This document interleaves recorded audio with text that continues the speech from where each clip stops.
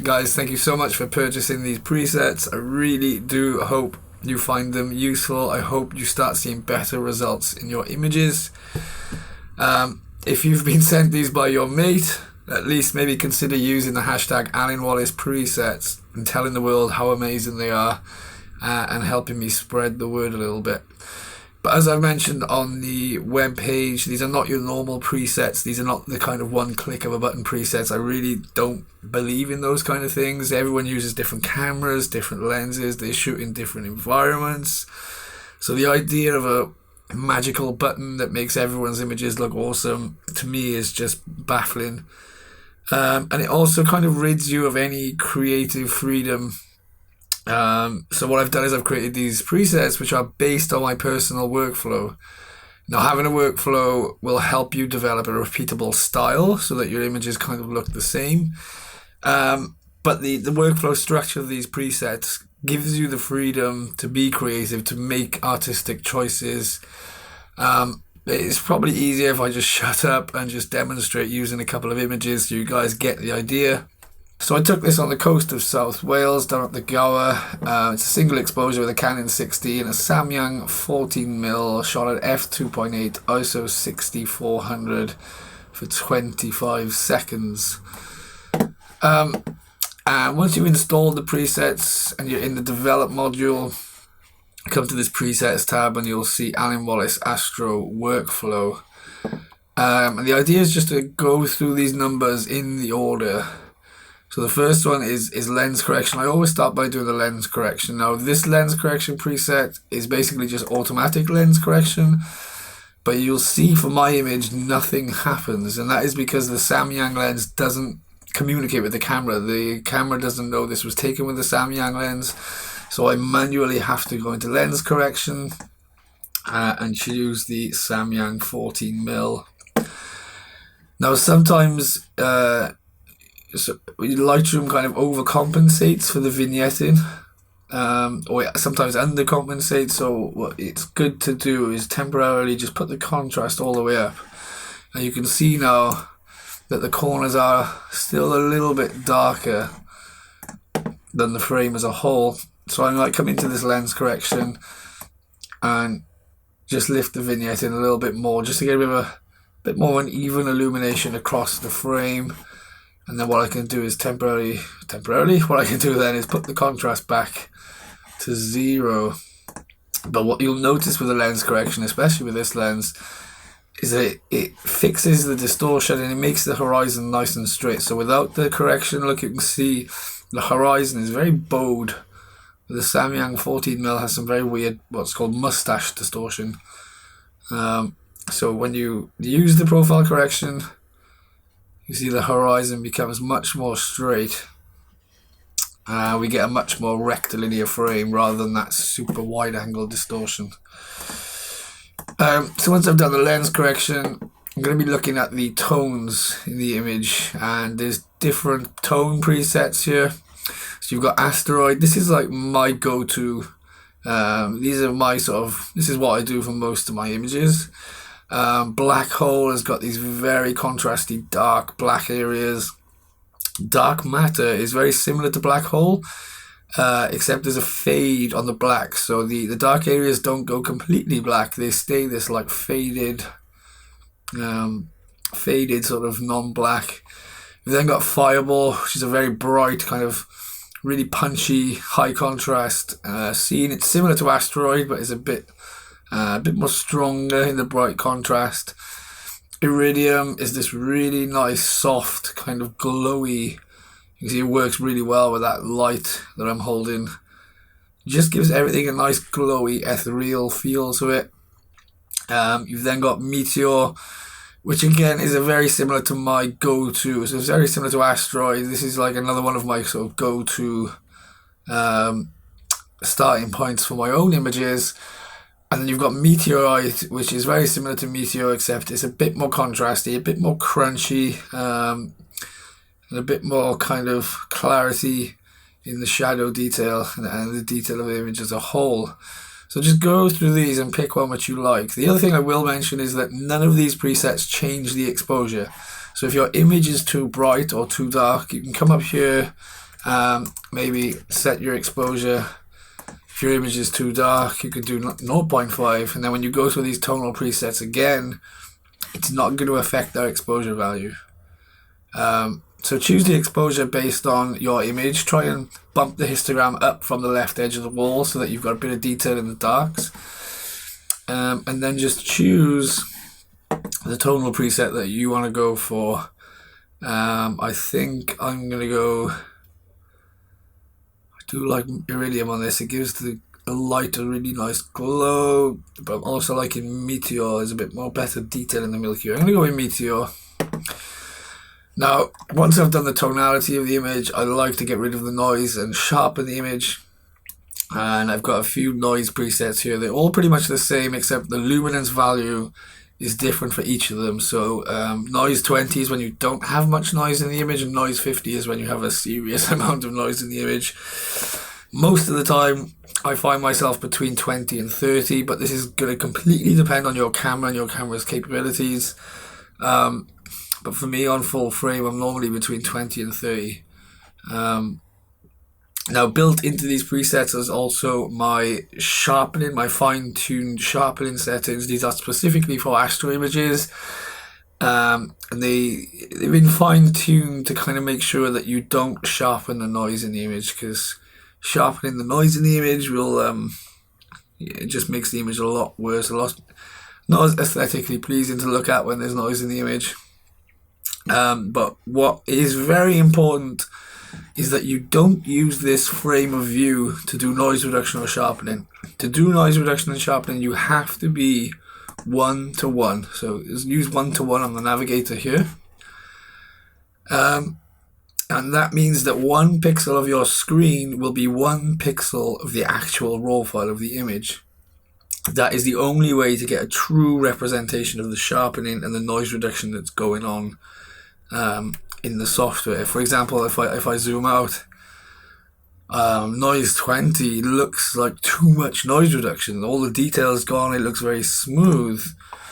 When you actually zoom in to 1:1, you see that there's actually a lot of detail still there, and there's still noise there. So whatever you do, do not trust this view. Make sure you go 100% and choose an area that's got a bit of sky. You've got a bit of foreground as well, so you can really see what's going on. And then just choose the one where you've gotten rid of a lot of the noise, but you're not getting rid of too much detail. It's not starting to look like an oil painting.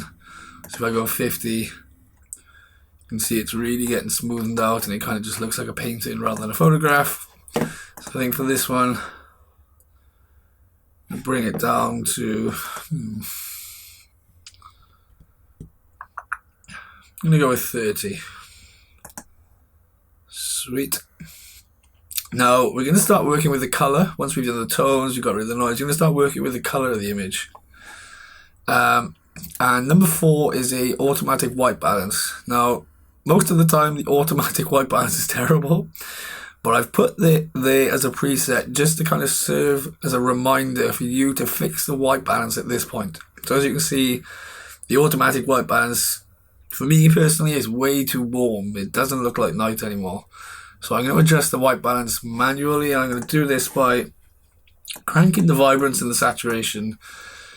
And that will really give me an idea of what colors are in the image. And I'm going to adjust the temperature. And what I'm looking for is, I want a nice sort of blue tone to the sky. The light pollution obviously needs to be yellow because it's a yellow light. And I want to try and make sure that the core of the Milky Way is starting to show some yellow color so that it's separating itself from the blue sky. But obviously I don't want the sky to be too warm. As you can see, if I come around here, maybe 3500, 3525, 3550. I think about there, you can see that the galactic core has got a bit of orangey yellow color in there, and that will help it stand out against the blue sky. And then with the tint, you basically find the point where pink and green kind of balance each other out. But I will always err on the side of pink, just because I find the pink purplish kind of hues a lot more natural at night. You don't really see green being saturated that much at night. So I'd much rather this kind of bluish, purplish look to my images overall. So I normally err on the side of pink, and there we got a little bit of pink in the image, but not too much. Now that I've set my white balance, I can reset the vibrance and the saturation. And at this point, it's a good idea to kind of look away from the screen. If you have any prints in your room, just take a look at them, or just take a look at some of your favorite images that you've edited in the past, just to kind of reset your eyes, because your eyes get used to that saturation of vibrance, and then when you look back at the image, it almost looks black and white. And it's just a good idea at this moment to kind of reset your eyes, because we're now going to go into the color grading of the image. And there's 9 color grades. There's 9 color grades here. Number 5. There's a bonus. Pluto is a planet, which I'll go into in a separate video. I need to explain that in its own video. So for now, we're going to go through Earth is, very much one of my go-to kind of styles. Jupiter, you've got this nice kind of tan, brown, blue contrast going on. Mars, I really like. You get this earthy kind of brown and a sort of desaturated tealy blue. It works really well with some images. Other images doesn't work so well. Mercury, we've got a bit of a pinky tint to it. Neptune is a bit more of a greeny kind of harmony going on. Saturn is a kind of salmony pink and blue harmony. And then you've got Venus, which is another one of my kind of go-tos, quite similar to Earth. So just pick one of these. Jupiter's looking really nice. Also quite like Venus. It's tough. Jupiter, Venus. Yeah,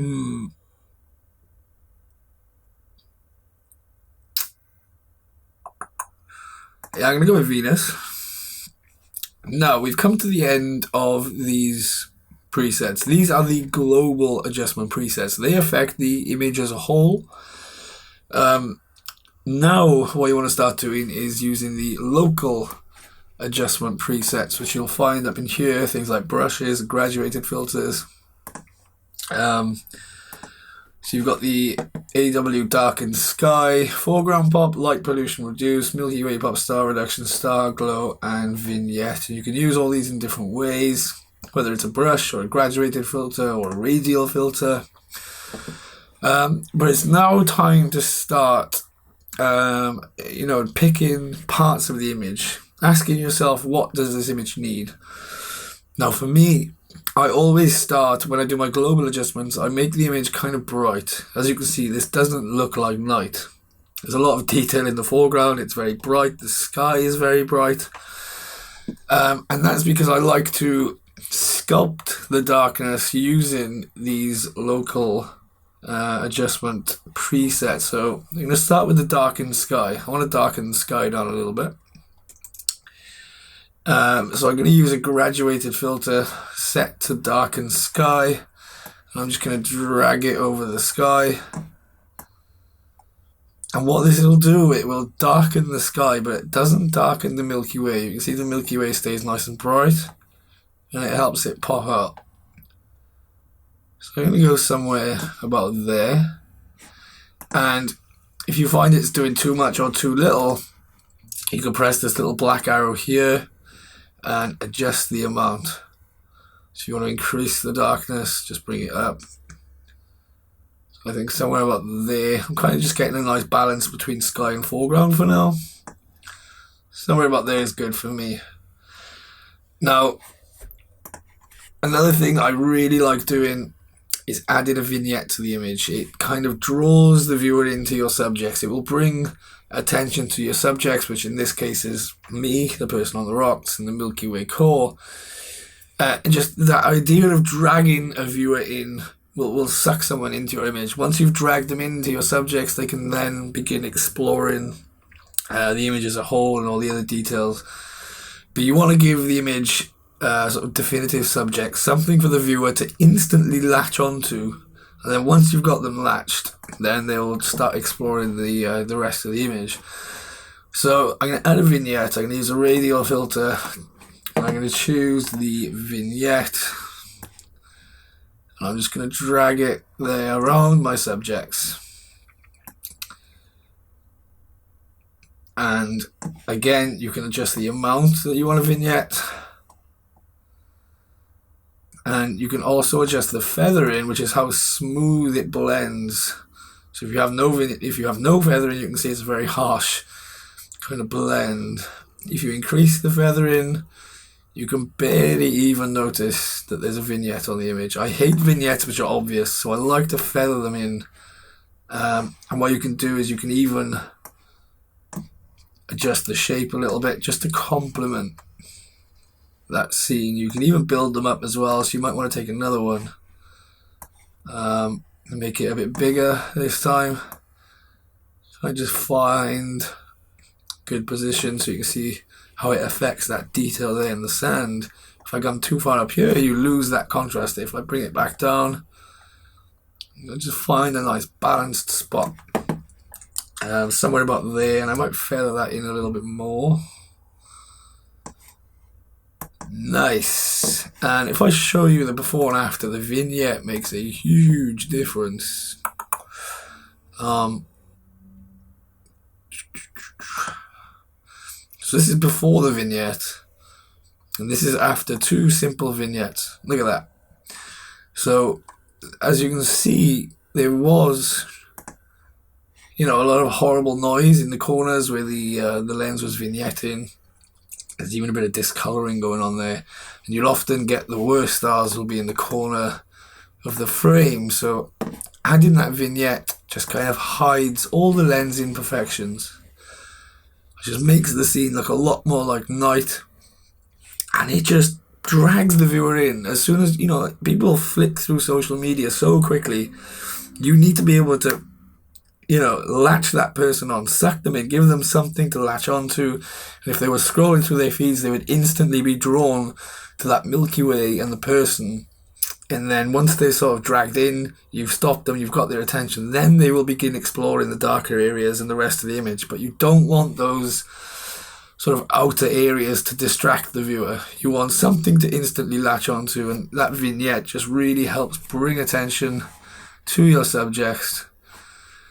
This is looking really nice. So there's a few other brushes. What else do we have? Milky Way Pop.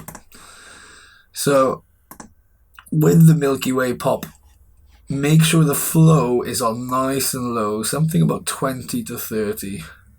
I'm going to start with 20. Make sure your brush is nice and feathered. So you can either adjust the feather in here, or you hold shift and scroll on your mouse, and that will soften the edges of the brush so it blends in better. And you can change the size of your brush here, or you can use the square bracket keys. Now the flow is really important here. If you're on 100% flow, look how obvious the brush strokes are. You see that? So if I just undo that. When the flow is on 20 or 30, it becomes almost like a paintbrush. You kind of paint the effect on, and you can see here, I'm kind of brushing in the effect nice and slowly and gently, and you can blend it in a lot better. So what I'm going to do is just paint over the bright areas of the Milky Way. Now the brush will try to target the bright areas and not the dark areas. So I'm just going to slowly build up over these bright areas. You can hardly see it changing. It's very subtle, and you just keep building up, building up. And if I show you the before and after, boom, it blends in really naturally. Instead of having, you see it all the time, people do things like this. Okay, you can't really see that. People just do this like boom, 100 flow, and it's just so obvious that you've brushed over it. With this brush and with the low flow, it just blends in almost seamlessly, and you can't tell that it's been brushed over because you see it doesn't affect the dark areas. You can change the amount, but obviously, personally, I like to just keep it subtle. As long as the Milky Way is one of the brightest things in the image, it will pop out. So I think something about there is not too over the top. Nice. Okay, that's looking cool.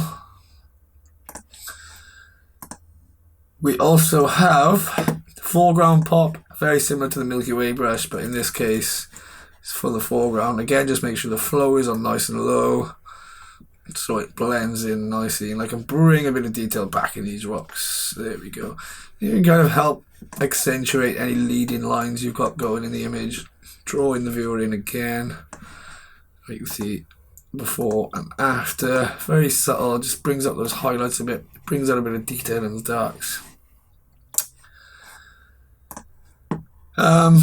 We also have, there's a light pollution reduce, which isn't really needed on this image, but I'll use it just for demonstration purposes. Again, keep the flow nice and low, and you can just darken that light pollution a little bit, maybe down in there, maybe down on this side. Yeah, that works nice. I'm just going to bring the amount down just so it blends in nicely. There we go. There's a before and an after. It just reduces that glow of the light pollution. It works a lot better on other images, but just for demonstration purposes I'm going to use it here. We also have star reduction. So this is a very subtle effect. You might want to turn the flow up a little bit more for this one. It kind of just reduces, you see those stars beginning to fade, and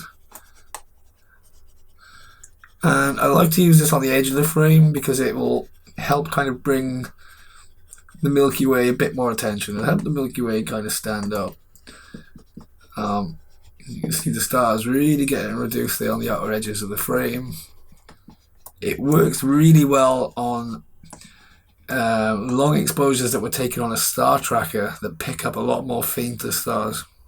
When you use a tracker for long exposures, you get lots and lots and lots of tiny stars, which are very distracting. It just makes the image very chaotic. So, but this works well for single exposures, wide angles, but it's a lot more useful for those kind of tracked longer exposures. But you can see the difference that has made. Look, really reduces down those stars, and it helps just kind of helps the Milky Way twinkle a little bit more, gives it a bit more attention.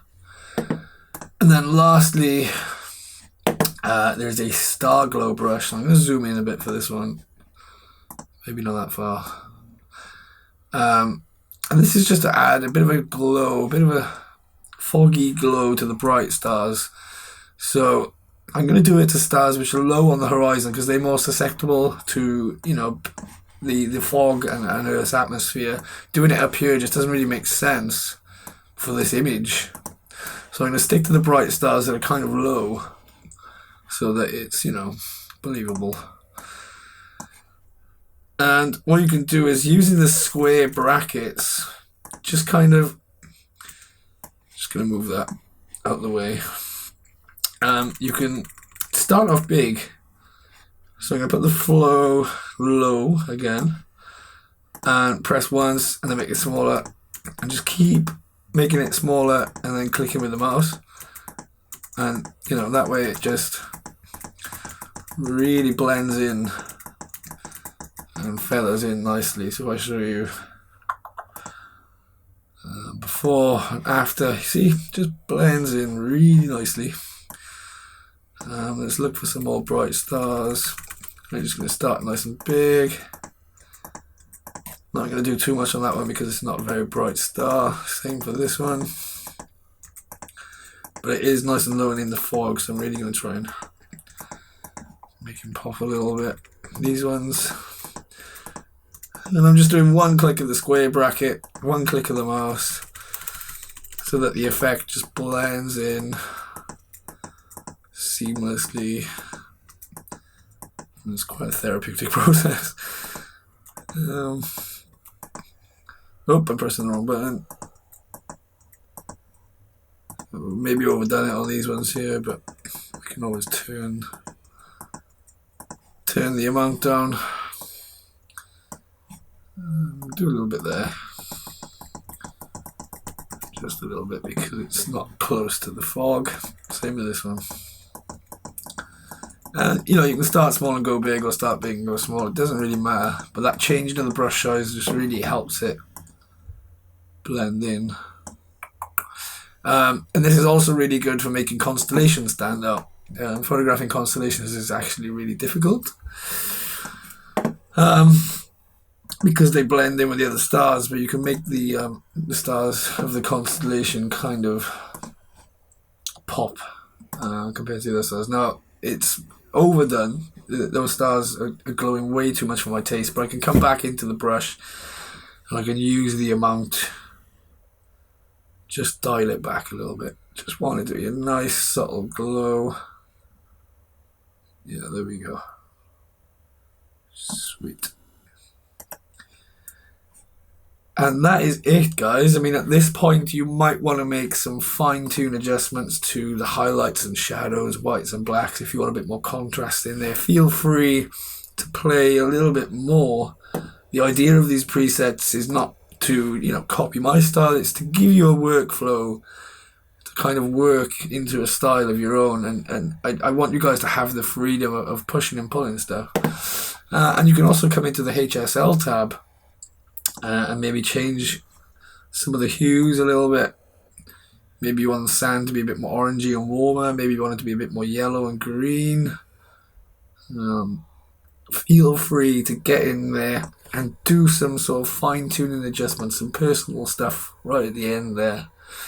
One little tip I want to show you guys is, if you have stuff sort of sticking above the horizon, when you use the darken sky adjustment, you can see that I've darkened that rock, and it looks kind of obvious. So there are a couple of ways you can protect this rock from being darkened by the darken sky graduated filter. And if I press O, you can see anything that's red is getting affected by this graduated filter. So you can use these range masks, and you can go into the luminance, and this will basically tell the adjustment to either protect the highlights or protect the shadows. In this case, we want to protect the shadows of this dark rock. So we lift the range, we protect the shadows. You can see that rock starting to lose its red colour and starting to come a bit more back to normal. But if you go too far, you start losing the adjustment on the edges of the frame. So I'm going to press O again to turn the overlay off. And you can see that, yes, it's protected the rock, but sometimes it protects the dark corners of the image as well. So it's not always the best method. So I'm just going to reset that range mask. Actually, I'm going to turn that range mask off. Now, I'm still in the graduated filter adjustment. I'm going to press O for overlay so we can see the red stuff. Now, the second way to protect this rock is to come here to the brush, not the brush tool, the adjustment brush tool, but press the word brush here, and then come down to the brush settings and go to erase, and make sure auto mask is ticked, because this will help you paint sort of in the lines. This will help you color in between the lines. Change your brush size and feather into whatever you prefer. And what I'm going to do, I'm going to protect this rock. I'm going to start by going around the edge of the rock. Flow is on 100, so I can just do it all in one go. But you can turn the flow down if you want to sort of take your time a bit. You can see how the auto masking really helps you paint within the lines, and then I can get rid of all this.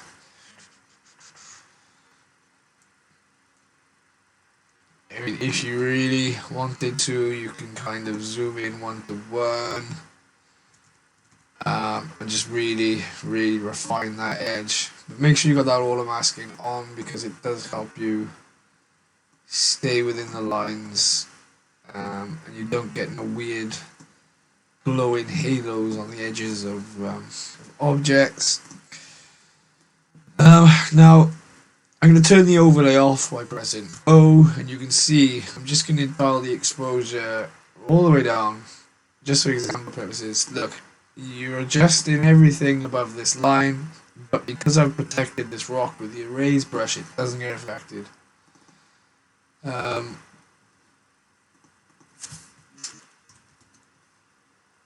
So that is really useful when you've got things like this sticking above your horizon, and a simple graduated filter just doesn't quite cut it.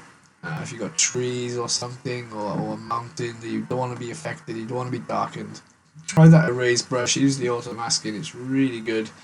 And in fact, you can do this with any of the filters, the radial filter, the graduated filter, and you can protect certain areas from being affected. Lastly, when it comes to exporting, guys, for social media, I normally do 2048 pixels on the long edge. So long edge here, resize to fit long edge, 2048.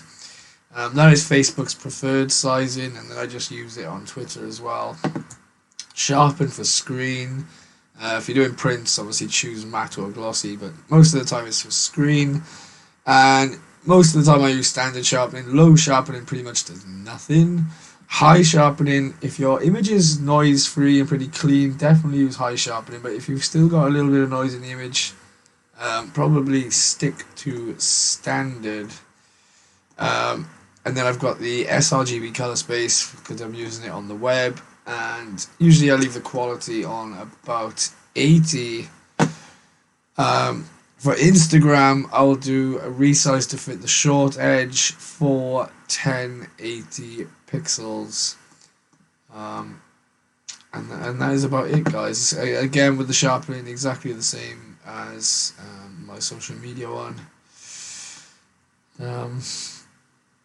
And yeah, export your images, upload them to social media, and don't forget to use the hashtag Alyn Wallace presets. If you like the presets, if you enjoy the presets, please share them. Help me spread the word. It would mean the world to me. And I really look forward to seeing your results. And I look forward to sharing them on my Instagram, on my Twitter, and probably on my YouTube as well. I'm going to make a video at some point in the future.